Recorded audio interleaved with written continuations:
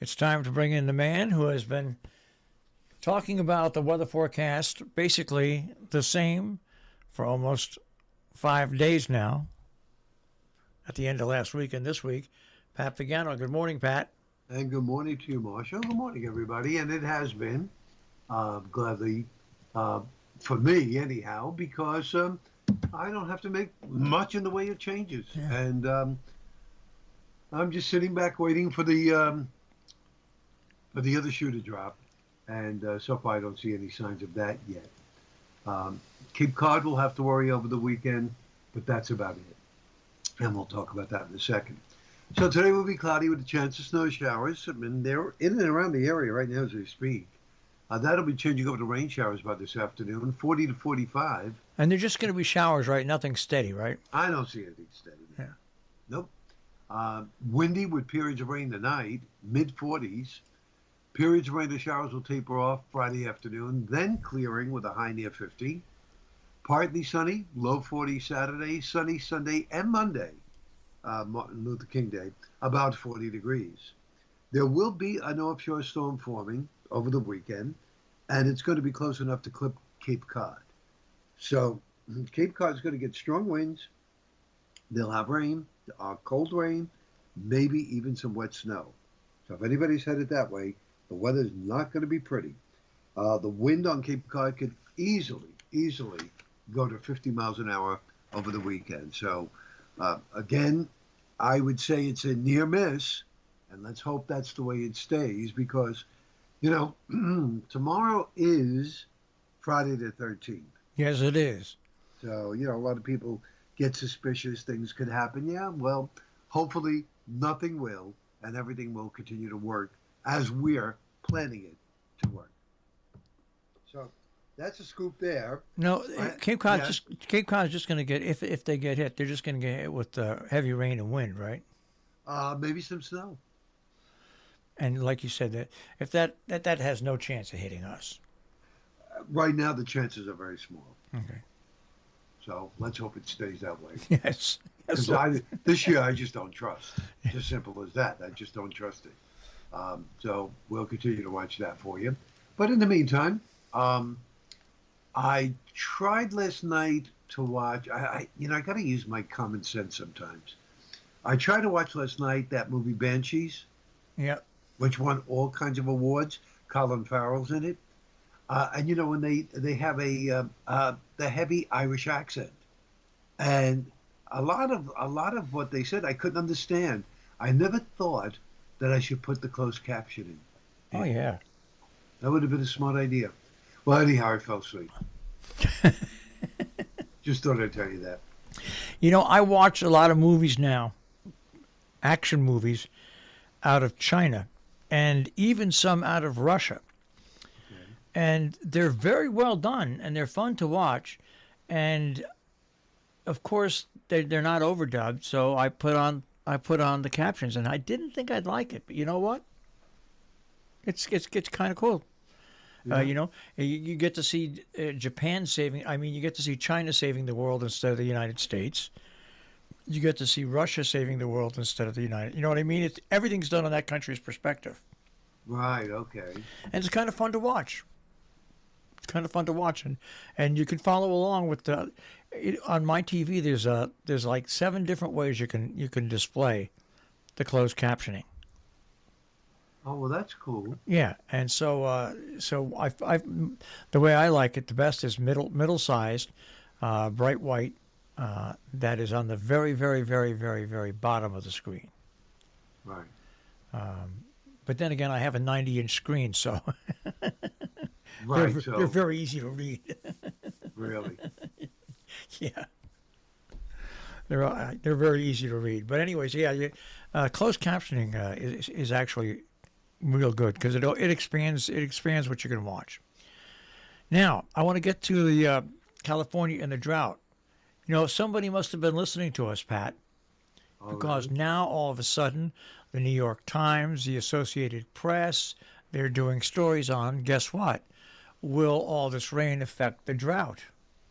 Uh, And the Associated Press story says that the the biggest amount of water has come into Central California, including San Francisco Bay, Sacramento Valley. It's now 138% of average for this time of year. Now, also on top of that, a lot of snow in the Sierra Nevada that run along California's eastern border.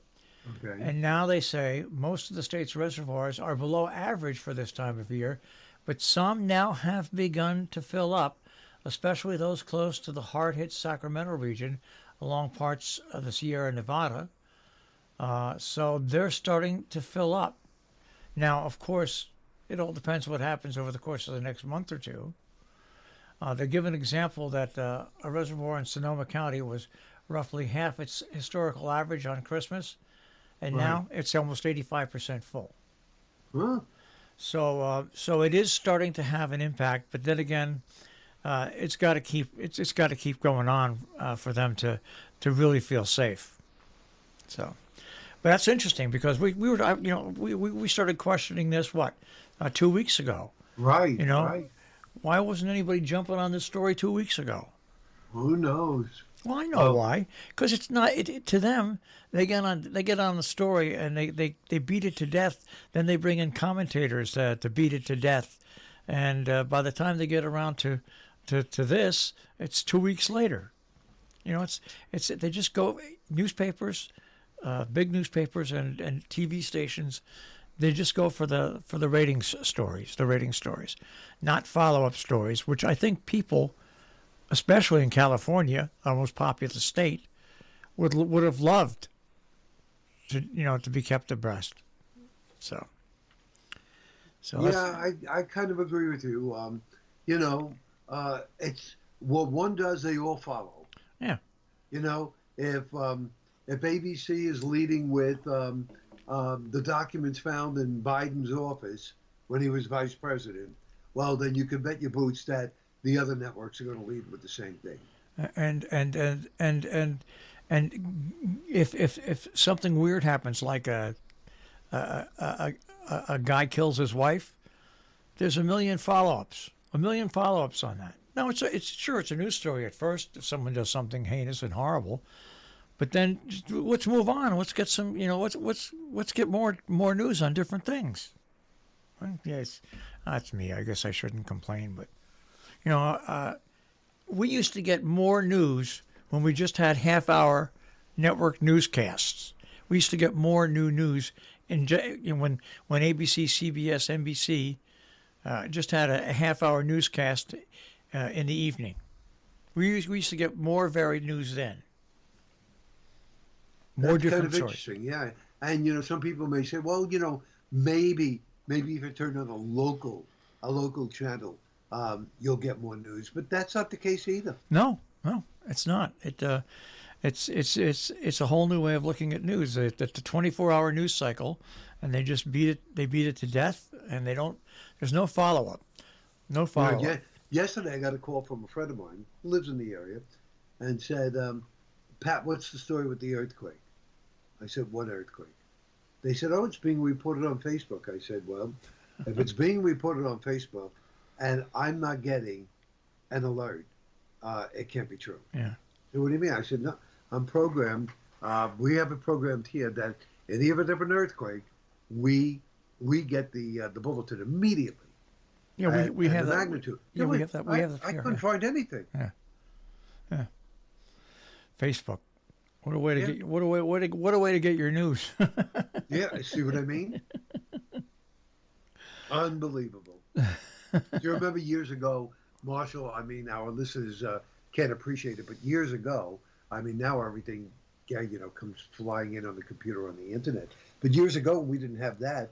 We had these old M80 teletype machines. Yep. They were like a typewriter.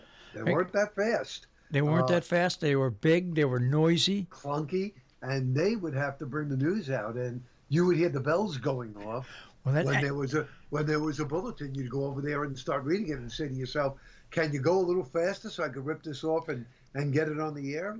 And I used to remember just praying that the weather observations would come a little faster, but Even that took a lot of time. We had three. We had UPI, AP, and one other one. When I was at KNY in Kingston, New York, Uh-huh. and they each had massive bells that rang Yeah. when Bolton came in. And so when something big happened, uh, you knew about it. But yeah, the whole thing's changed. What the heck? But then again, we do what we do, Pat. We We're have to, oblivious yeah. to it. Yeah, by the way, we used to do the weather for WKMY Well, how long ago? a long time ago. Craig Allen uh, was the guy for them. We did WGMY. We did the station of Mount Kisco. Was that WKIP? They're in Poughkeepsie, WKIP. Yeah, I think we did the weather for them. At one point, we did the weather for almost, a lot of the Hudson Valley, New York radio stations. Oh, I didn't know that. All right. Yeah, and now, of course, they're into bartering Yep. or just ripping and reading. And Ripping so, and reading, yeah. that leaves us out. All right. Well, don't leave us out. Let's go over the forecast one more time. Snow showers go to rain showers. Rain tonight and windy. Rain tapers off tomorrow, and then partly sunny and chilly over the weekend.